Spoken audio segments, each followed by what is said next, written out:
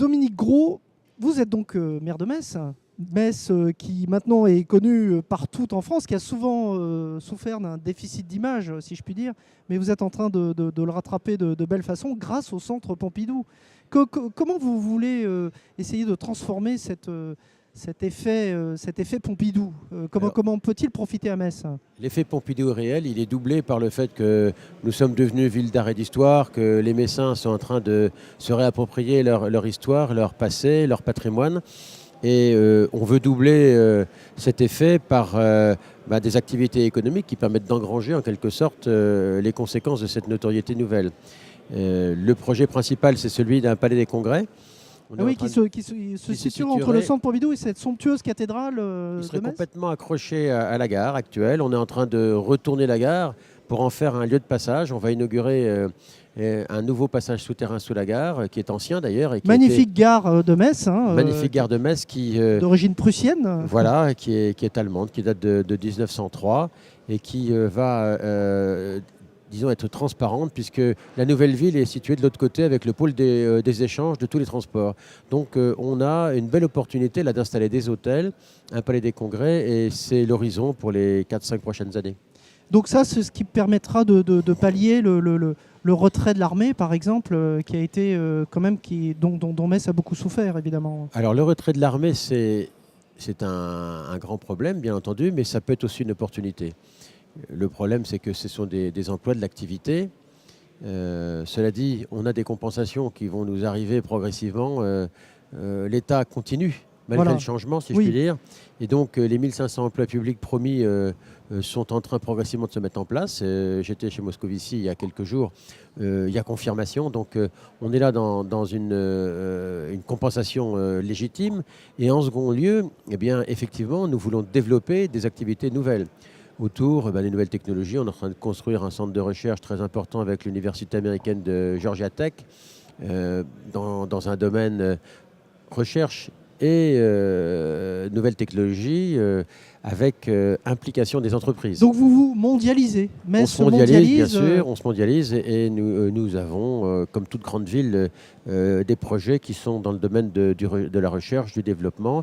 On a l'IRT qui nous est promis par le Grand Emprunt et qu'on va mettre en place.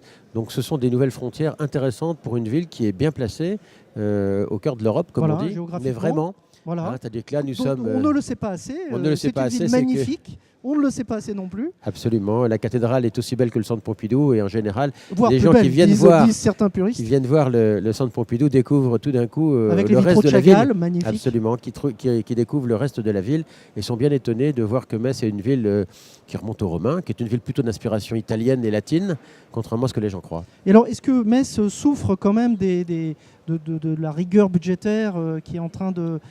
comment Metz peut essayer de tirer son épingle du jeu, justement La ville de Metz a de la chance, parce que nous avons des finances extrêmement saines, pratiquement pas de dette, à peu près 100 € par habitant. C'est une chance en France. Des finances très saines, essentiellement dues au fait qu'on a une entreprise municipale, on appelait ça une Stadtwerke dans le temps, qui nous permet d'avoir un réseau de chaleur, produire l'électricité, produire du froid, et ça se développe à toute vitesse. Et nous avons des ressources qui proviennent de cette activité industrielle. Si bien que notre situation financière, le budget de la ville de Metz, est peut-être moins compliqué que d'autres à faire. Il y a toujours des économies à faire. Il faut être prudent et rien gaspiller.